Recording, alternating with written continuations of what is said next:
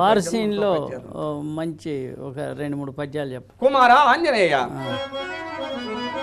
కుశలం కదా ఆంజనేయ ఇట నీకు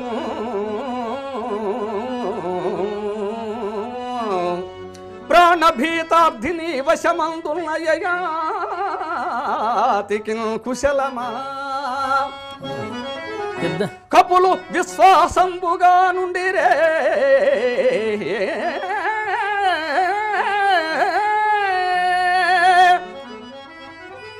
దశఖంఠుండు గతింప ఇందనుక యుద్ధం ఏమి లేకుండా ఈ వసుధం శాంతికి భంగమేర్పడక సర్వస్వం క్షేమంబగు హనుమా.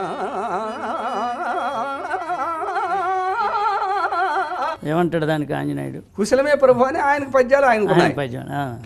అప్పుడు ఇద్దరు కూడా యుద్ధానికి సంసిద్ధులవుతారు. అప్పుడు పరమేశ్వరుడు బ్రహ్మదేవుడు వీళ్ళందరూ ప్రత్యక్షమే అయ్యా రామాంజనేయురా శాంతిముడు శాంతిముడు మీరందరూ కూడా సృష్టికి ముఖ్య కారకులు మీరే, ఇలాగా యుద్ధానికి తలపెడితే ఈ సృష్టి ఏమవుతుంది? మీ యొక్క అతని యొక్క ఆజ్ఞ నెరవేరుతుంది, మీ యొక్క ప్రతిజ్ఞ నెరవేరుతుంది, ఏ యాతి రక్షింపబడతారు. ఇది యొక్క లోక కళ్యాణం కోసం జరిగిన విషయం అంటే అప్పుడు రాముడు అంటాడు, నేను సృష్టించింది ఇదంతా రామనామ మహత్యము గొప్పదా, రామబాణ మహత్యము గొప్పదా, వారి ఇంటికి సంధానమే రామాయుద్ధం. నిందు రామనామ ప్రాసత్యమును భక్త కోడికి సెలవిచ్చి భక్తాగ్రేశ్వర శిఖామణి వైతే ఆ మారుతి నీకేమి వరంపు అనుగ్రహించి కోరుకోమని. తర్వాత మీరు ఎక్కువగా బాగా పాపులర్ అయినటువంటి నాటకాలు ఏమిటి? పాపులర్ రామాయణం, గయోపాఖ్యానం. గయోపాఖ్యానంలో కృష్ణుడు అర్జునుడు 2 వేషాలు వేస్తాను. అదేవిధంగా హరిశ్చంద్ర నాటకంలో నక్షత్రకుడు, అదే కురుక్షేత్రం నాటకంలో కూడా కృష్ణుడు. ఇవన్నీ కూడా చక్కగా అన్ని నాటకాలు సరసమానంగా ఆడుతుంటాం. ఎక్కువగా ఇదివరకు రామాయణం ఎక్కువ ఆడేవాళ్ళం. ఇప్పుడు గయోపాఖ్యానం కూడా బాగా రన్నింగ్ లో ఉంది. అది యుద్ధమే, అది కూడా కాకపోతే అది కల్పితమే, కల్పిత కాదు అది కూడా. గయోపాఖ్యానం గురించి చెప్పండి. చిలకమర్తి లక్ష్మీ నరసింహ గారు రచించినటువంటి గయోపాఖ్యానం అదేమిటంటే ముందు గద్య నాటకం తమకు తెలిసే ఉంటుంది. అది పద్యాలు లేని నాటకాన్ని ఆయన ముందు కంపోజ్ చేశారు. తర్వాత సరళంగా పద్యాలు పెట్టారు. ఇదేమిటి పద్య నాటకం లేకపోతే జనరంజకు ఉండదు. ఆ రోజు డైలాగులతో నాటకాలు అంటే ఈ రోజులు ఎవరు చూస్తారు? ఆ రోజులు అప్పుడు ప్రజారంజకు ఉండదు, పద్యాలు పెట్టాలండి. మరి కురుక్షేత్రం ఉంది, తిరుపతి వెంకట కవులు వీళ్ళందరూ కూడా చక్కని పద్యాలు పెట్టారు. మరి బల్జేపల్లి లక్ష్మీకాంత్ హరిశ్చంద్రలో చక్కని పద్యాలు పెట్టారు. మీరు వచన నాటకం గద్య నాటకం పెడితే దానివల్ల జనరంజకం రాదు, ఈ రోజుల్లో పద్యాలు ఉండాలంటే ఆయన పద్యాలు తర్వాత కంపోజ్ చేశారు అని పెద్దలు చెప్పుకోవడం తమలాంటి వారు. అందువల్ల గయోపాఖ్యానంలో గద్యం కఠినతరంగా ఉంటుంది, పద్యం సరళతరంగా ఉంటుంది. మీరు గ్రహించే ఉంటారు. ఒక డైలాగ్ చెప్పండి, ఒక గద్యం చెప్పండి. దాంట్లో గద్యం శ్రీకృష్ణుడు యమునా నది పరివాహ ప్రాంతంకి వెళ్ళి తన తోటి గోపారులతో అందరితో కూడి చిన్ననాటి ముచ్చట్లన్నీ జ్ఞప్తికి తెచ్చుకుంటూ ఆ సూర్యభగవానికి అగ్నిప్రదానం చేస్తుంటాడు. అప్పుడు ఆకాశ మార్గంలో గైడ్ వెళ్తుంటాడు పుష్పక విమానం మీద.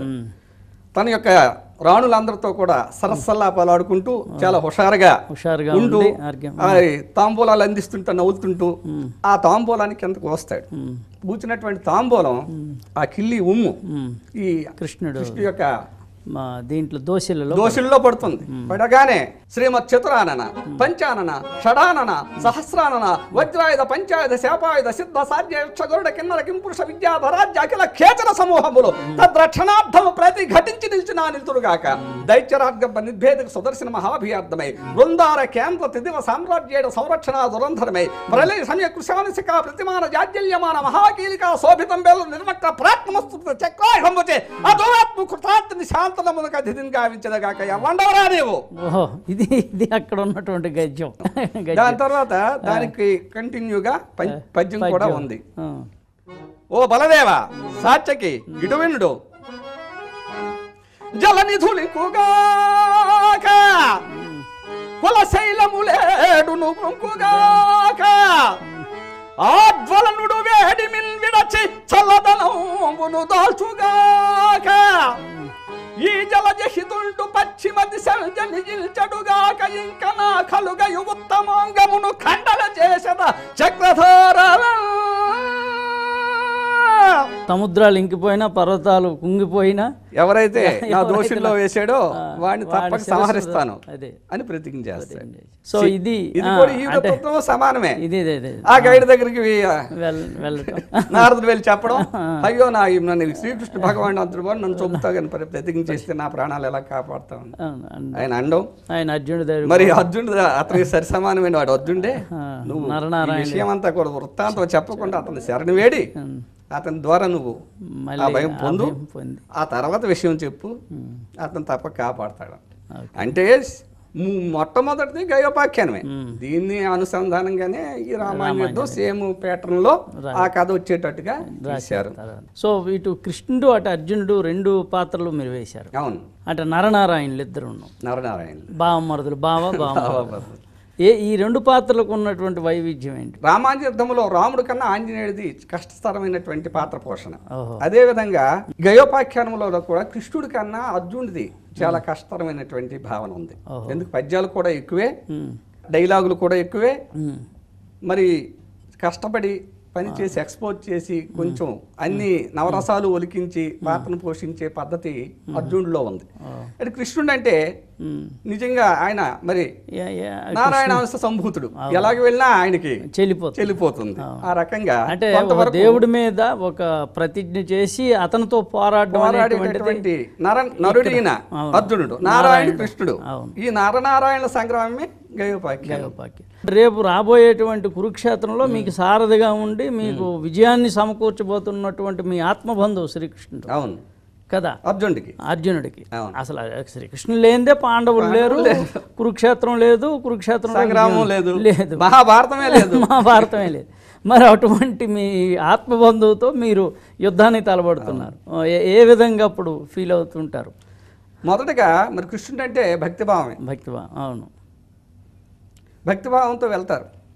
వెళ్ళినప్పుడు కృష్ణుడు ఆయన కూడా కుశల ప్రశ్నలు అడుగుతాడు. కుశల ప్రశ్నలు అయిపోయిన తర్వాత, అర్జున, నా మేనత్త కుమారుడివై, నా అనుంగిత సహోదరు సుభద్ర పినోట మేరందివై, ఆత్మమిత్రుండవై నీకు ఇంత దురాచరణపు కర్తవ్యమే అని ఆయనకు ఉక్రోష పట్టలేక ఆయన అంటాడు, స్వామి యుష్మత్ హృదయ గోచరం కాని అంశం ఈ చతుర్దశ భువనములు ఎందునూ లేదు.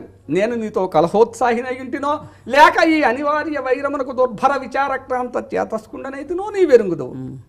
అనేక విధముల నాతో స్పష్టీకరింపనేలనయ్యా, అన్నీ నీకు తెలుసు, కానీ నన్ను మళ్ళీ టెస్ట్ చేస్తున్నావు ఏంటి మహాప్రభు అంటే. అయితే తర్వాత నేను చేసిన ఉపకారాలన్నీ నువ్వు మర్చిపోయావా అంటాడు కృష్ణుడు.